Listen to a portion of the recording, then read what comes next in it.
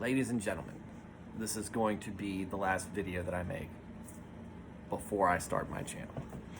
Welcome to basically, I guess, a small, slight behind the scenes look at basically the purpose behind why I've been doing these videos. For the last 2 months, I've been working on making these videos, and I've been uploading them to YouTube, but they've all been private. I'm lining them up. I'm trying to make sure that I feel comfortable with what I'm doing, that I'm saying the right things, and that I'm presenting things in a good way. And I mean that more in a I mean that more from a marketing standpoint. I actually don't re-watch these videos after I make them. I create them, I upload them. I feel like I've said good things. I feel like the flow has been good. Awkward parts here and there, but overall, I feel like I did a good enough job. Set it up there. Send the link to a couple of people who know that I'm putting this all together to kind of get their thoughts and feedback. It's been very positive. Now, they could be being positive because they know me, they know what I'm all about, and they like the message that I have, that I'm putting out there, and maybe they like it and nobody else does. We'll find out. But I want to challenge myself to finally start making these public. But what I also wanted to do was create a video where I kind of focused on why I started making these videos, and not so much touch on them here and there. So here I am, nobody, just a deacon at a small church just outside of Richmond, Virginia. Not being a pastor, not being a biblical scholar, not being someone, not being a know-it-all, I guess, who can recite chapter and verse to you just like that. Can't do it. I enjoy it. I've read the entire Bible, but and I'm actually pretty good at memorizing things, but I get so a little bit, self-conscious. I might be getting the quote wrong when it's the Word of God or words inspired by God, that I don't want to take that risk when I talk to somebody and quote. I might paraphrase things from time to time or recall a parable or a story, but I enjoy that. Talking about God, talking about things really is something that I love to do. But, and I've talked about this before, it's difficult to do cold and talking to somebody. And I know a lot of people that I've had conversations with, that I've been friends with, that I've had good working relationships with. And when the subject touches on religion, specifically Christianity, because I am open about my faith and where I stand on things. But when it comes on that, and they tell me their story, a lot of times it's, I can't believe because of X reason, or I've had a bad time at church, or things of these that I've talked about, things that I'm using to kind of relate out to folks, try to relate out to folks who are interested or trying to come back. Things that outside of leaving a church and trying to come back to a church, but not leaving a faith, I don't know much about, and I want to be able to relate. But oftentimes I see that person and I'm listening to them and I'm talking to them, and they don't want to make that leap. And I'm thinking, man, if you would just get exposed to the right environment of Christianity, where it's really focusing on the Word and the expectations of God as a community, it makes it a lot easier for you to deal with the flaws of yourself that you need to improve on, and forgive the flaws of other people, and including the people in the congregation with you, because we're all going to be doing bad things. I'm definitely one of those people. I've been a bully. I've been bullied and been a bully. So knowing what it's like, I reciprocated it to other people. I've been insulting, denigrating to people, disrespectful a lot of times. I've been, and still can be, quick to anger.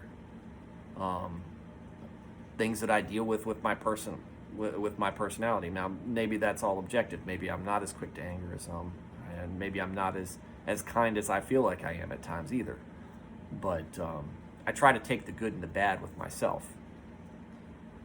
One of the things that I think that when it comes to being the Christian I should be where I'm at in my walk, is a better disciple, which means reaching out to people and not being able to really crack that, or make that connection with people. I want to say break the ice, or crack that wall between a person and the barrier that's keeping them from looking into revisiting a relationship with God. I feel like I'm not very good at it. I don't feel like I'm good at it at all. I'm not good at approaching people. I'm not good at discussing it that way. I can invite you all day. Now, once you start asking me specific questions and you start showing genuine interest, if we're having a conversation, I think that's where I start to light up on things. Now, maybe I'm just being awkward. Could be.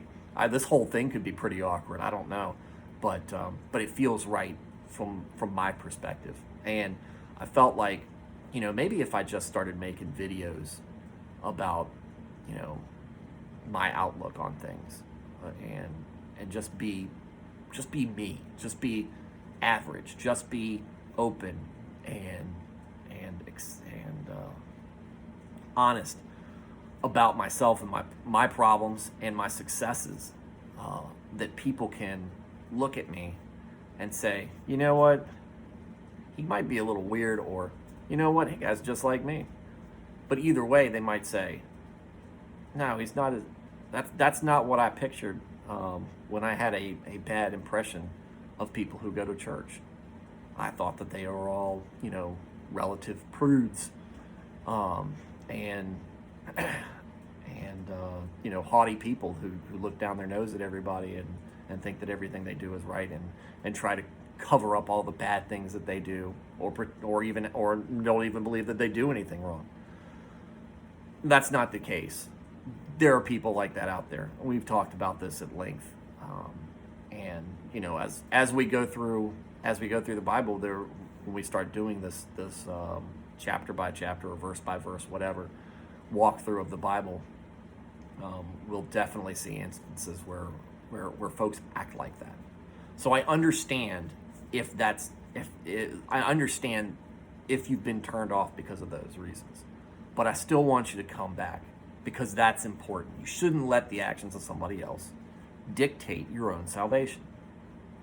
That is for you to have. That is for you to decide whether you want or don't want it. And not because somebody else was a jerk and somebody else misrepresented it. That shouldn't be what closes the door for you. And I want to let you know that there's folks who want to lift you up and help you, whether you think you need it or not. There are people there who to lean on and support on. You just got to find them, and and a lot of the best place to find them is at church, because that's where we're congregating at. We're not at all the churches, or we're not in large enough numbers at all the churches, and there's not much I can do than tell you to just use your gut. Don't give up on the first try. Keep trying until you find a place where you understand where that you belong. Or, I don't know, start getting your own group together. I don't know. I don't know how popular any of you people are. But I hope this is a success. I hope this is a genuine success, just so that I can continue making these videos. I feel like I'm getting more comfortable in front of the camera. There's still awkward pauses here, but I think that's a raw nature to it that will, just let you know that I am doing these videos right off the cuff. I'm not scripting them out. I might have an idea in my head, and I might have some lines already worked out, when I was, in the bathroom or in the shower or something like that, going, this is what's going on, or on my way to sleep at night, be like, yeah, that sounds like where I want to go with things. But this is really, really off the cuff, and I don't want to reshoot it unless I've got dead air, or I just start, stumbling over my own words too much. I want to keep this as original as possible. And by cutting, editing, doing all that other stuff, I don't feel like you're gonna get the real product. And by doing these in different takes, or doing these takes because I don't feel like I said something just the right way, again, I feel like I'm scripting it too much. It's got to come from the heart, and that's what the whole point of this is. Of course, I say that about a lot of things. That's what the whole point of this is. But part of the premise behind this is that I'm being honest with you and I'm being open with you. It's up to you to trust me or not. I am on the internet. If I'm uploading these on YouTube, I am on the internet. That makes me a dubious source. Maybe dubious at best. But I'm hoping that you've seen these videos, the series of videos, and you're taking something away from it.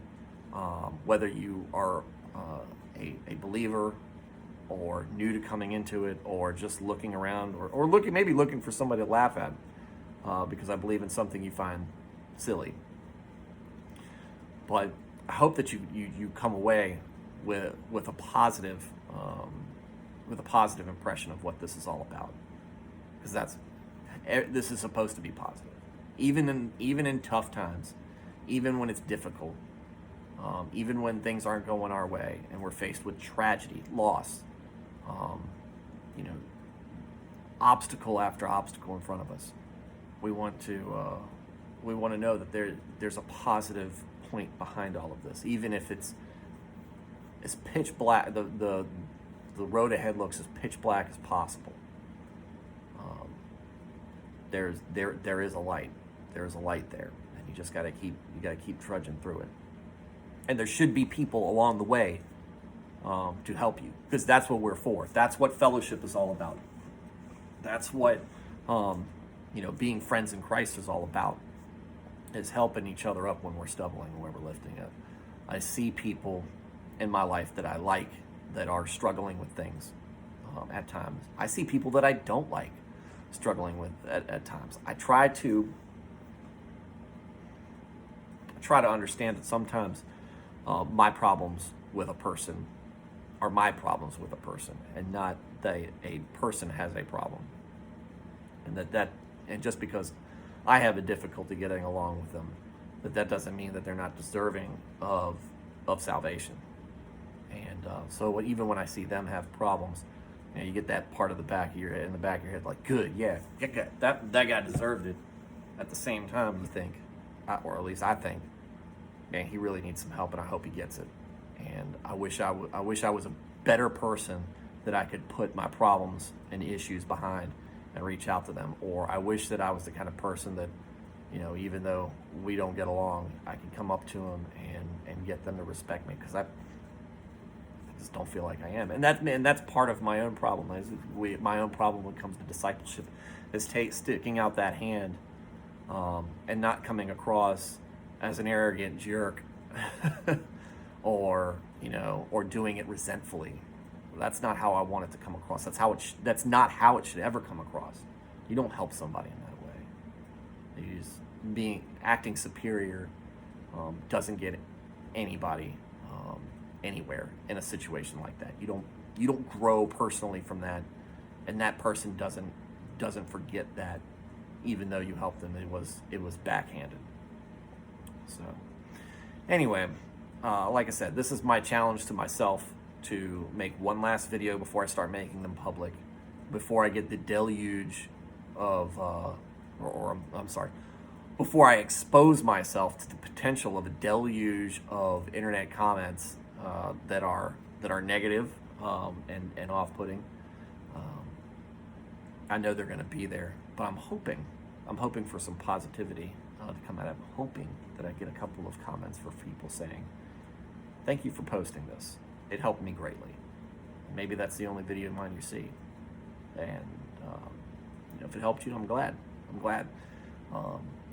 Spending a couple of minutes putting something together just to make somebody's feel better when they're down, or giving somebody some sort of clarity or direction, that's worth it, even if it's just one person. I know it sounds pithy and it sounds like a cat poster, like in the Lego movie. It sounds like a cat poster, but I mean, it's true when you think about it.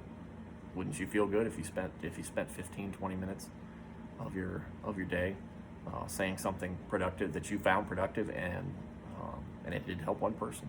Think of how many people might be helped if anybody can see it.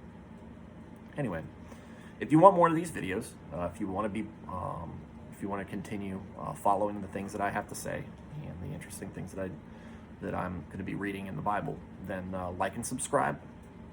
Put it together. Hit that notification bell. Leave a comment. Do that whole thing, and keep coming back, because I want to keep making these videos, and I hope they help. So, thank you for watching. Godspeed. Good night.